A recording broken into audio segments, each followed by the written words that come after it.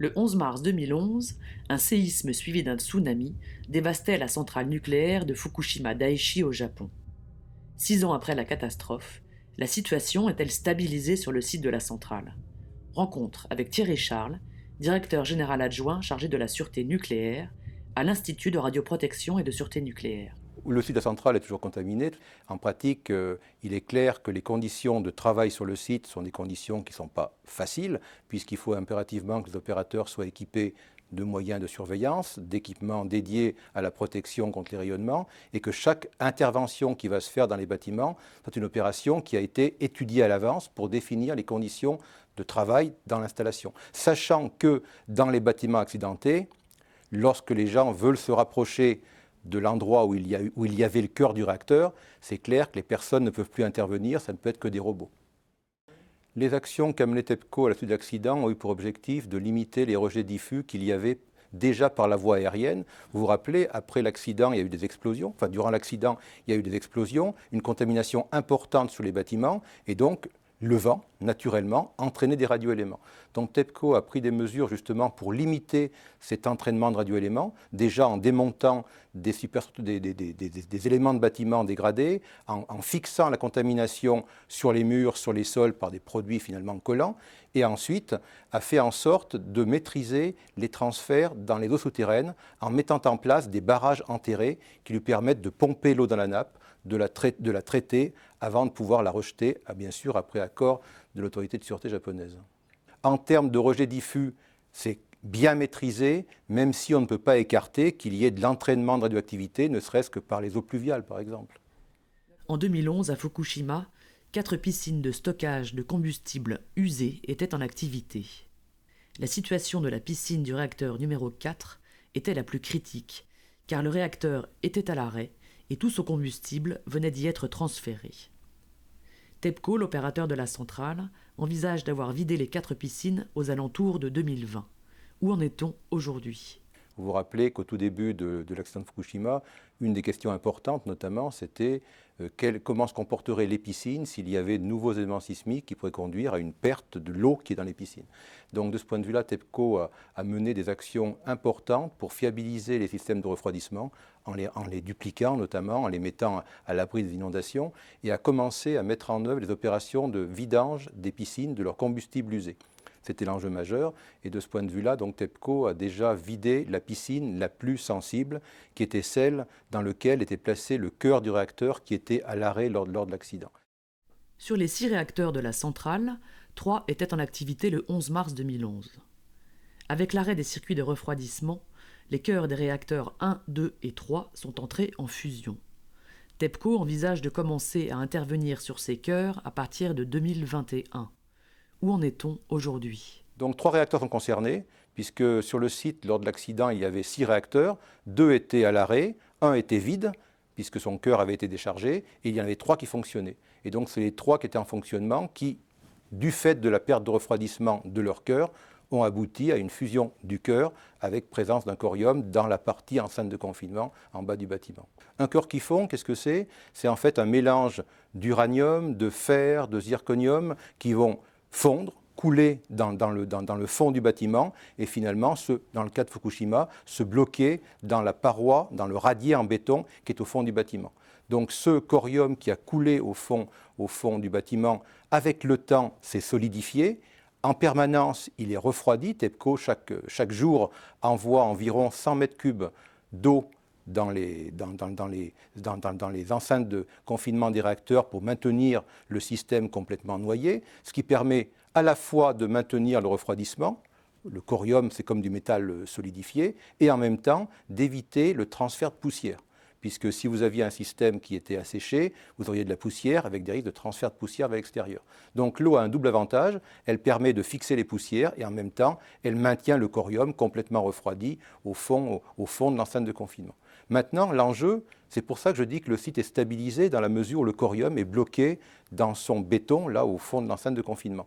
Mais maintenant, il faut intervenir, il faut reprendre le corium. Pour reprendre le corium, il y a deux actions à mener. La première, c'est d'abord savoir dans quel état il est et où il est.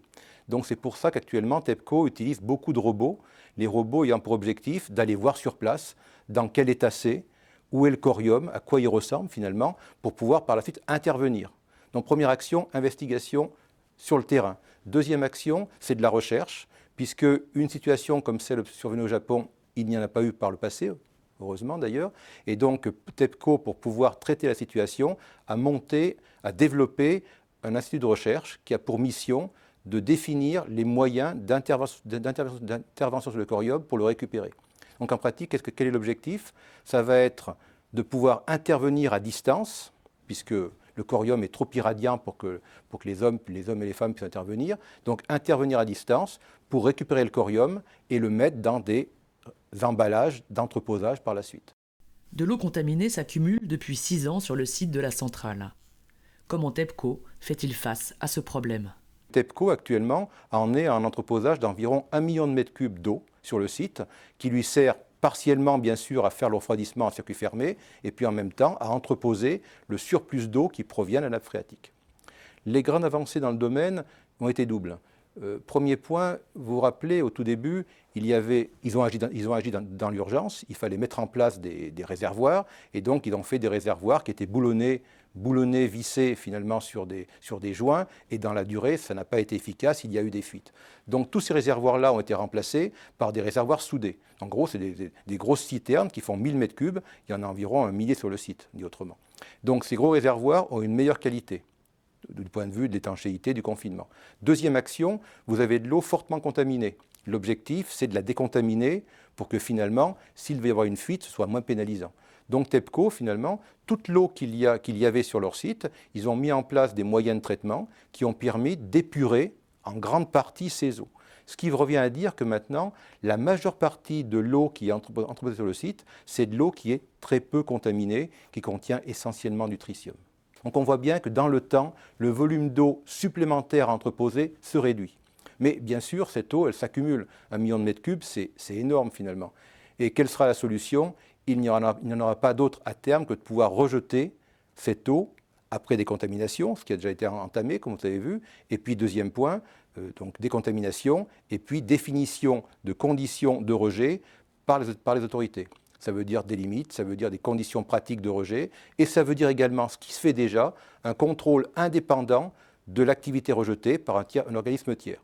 L'enjeu majeur, il faut voir une chose, localement, bien sûr, les pêcheurs notamment ont été très marqués par l'accident, ce qui est tout à fait logique, et donc derrière, il y a la volonté de dire plus jamais de radioéléments dans l'environnement finalement.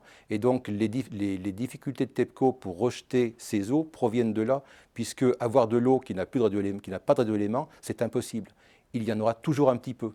Mais c'est comme une installation nucléaire en fonctionnement. Une installation nucléaire en fonctionnement, hors accident bien entendu, a des rejets radioactifs. Ces rejets radioactifs sont définis, font l'objet d'autorisation de rejet, font l'objet de contrôle et conduisent à la remise dans l'environnement d'une radioactivité dans des conditions contrôlées. Et pour TEPCO, l'objectif va être le même. Ça sera à terme de pouvoir retrouver des conditions qui leur permettront de pouvoir rejeter dans des conditions contrôlées de l'eau après qu'elle ait été épurée autant que possible des radioéléments qu'il y avait à l'intérieur. Après l'arrêt il y a 6 ans de toutes les centrales nucléaires du pays, l'industrie nucléaire a-t-elle redémarré au Japon? L'accident de Fukushima a conduit à mettre à l'arrêt tous les réacteurs nucléaires sur le site. Donc le Japon a eu juste après l'accident des grosses difficultés énergétiques puisqu'il a eu besoin d'importer énormément, notamment de gaz et de produits pétroliers pour justement compenser l'arrêt de production énergétique par voie nucléaire. Par la suite, la volonté a été de pouvoir redémarrer une partie des installations après un contrôle complet des installations par rapport au risque notamment de séisme, de tsunami.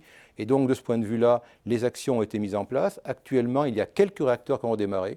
Donc c'est un redémarrage qui se fait très lentement puisqu'il faut à la fois avoir l'accord de l'autorité de sûreté japonaise et également l'accord au niveau local des autorités. Donc on voit bien que le redémarrage se fait actuellement très très lentement.